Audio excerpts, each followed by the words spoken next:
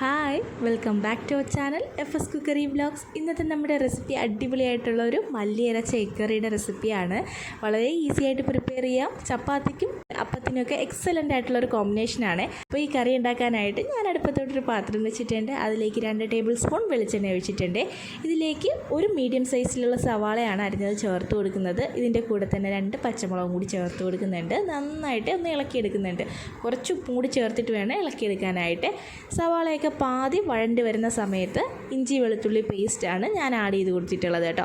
അപ്പോൾ അതും ചേർത്ത് നന്നായിട്ടൊന്ന് അതിൻ്റെ റോസ്മെൽ മാറുന്നത് വരെ ഒന്ന് ഇളക്കിയെടുക്കുക. അതിനുശേഷം കുറച്ച് കറി ലീവ്സും കൂടി ഇട്ട് കൊടുക്കുക. നന്നായിട്ടൊന്ന് ഇളക്കിയെടുക്കുക. അതിലേക്ക് ഒരു ഉരുളക്കിഴങ്ങ് ചെറുതായിട്ട് അരിഞ്ഞത് ചേർത്ത് കൊടുക്കുക. ഇനി ഇതിലേക്ക് വേണ്ടി ഒരു മസാല തയ്യാറാക്കാം.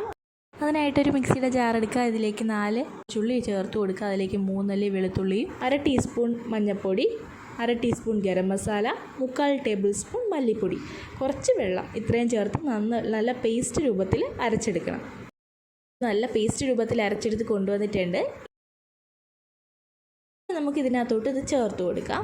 അപ്പോൾ അത് ചേർത്തിട്ട് നന്നായിട്ടൊന്ന് ഇളക്കിയെടുക്കണം കേട്ടോ. അതിൻ്റെ റോസ്മെല്ല് മാറുന്നത് വരെ ഒന്ന് ഇളക്കിയെടുക്കുക. അതിന് ശേഷമാണ് ഞാനിതിലേക്ക് കുരുമുളക് പൊടി ചേർത്ത് കൊടുക്കുന്നത്. ഇത് ഓപ്ഷണലാണ് കേട്ടോ, വേണമെങ്കിൽ ചേർത്ത് കൊടുത്താൽ മതി.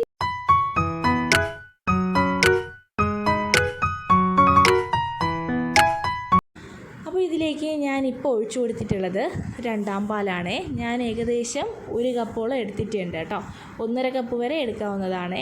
അപ്പോൾ അത് നന്നായിട്ടൊന്ന് തിളച്ചിട്ട് ആ ഉരുളക്കിഴങ്ങൊക്കെ വെന്ത് വരണം. ഈ തേങ്ങാപ്പാലിൽ കിടന്ന് തന്നെയാണ് കേട്ടോ വെന്ത് വരേണ്ടത്. അപ്പോഴായിരിക്കും കുറച്ചുകൂടെ ടേസ്റ്റ് കൂടുതൽ.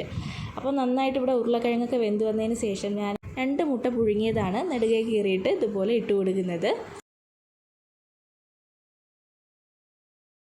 അപ്പോൾ അത് ഇട്ട് കൊടുത്തിട്ടുണ്ട്. അതിന് ശേഷം 1 പാലും കൂടി ഒഴിച്ചു കൊടുക്കുന്നുണ്ട് കേട്ടോ. അതൊരു 1/2 കപ്പ് മാത്രമാണ് ഒഴിച്ചു കൊടുത്തിട്ടുള്ളത്. അതിന് ശേഷം ജസ്റ്റ് ഒന്ന് തിളപ്പിക്കുക. അതിന് ശേഷം ഫ്ലെയിം ഓഫ് ചെയ്യുക.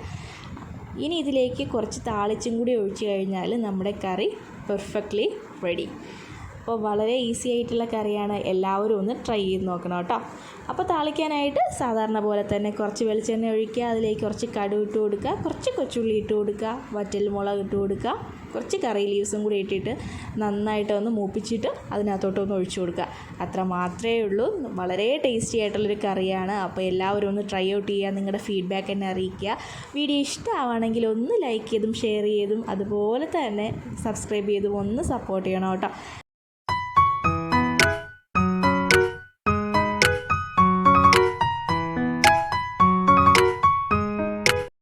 അപ്പോൾ എല്ലാവർക്കും താങ്ക്സ് ഫോർ വാച്ചിങ്.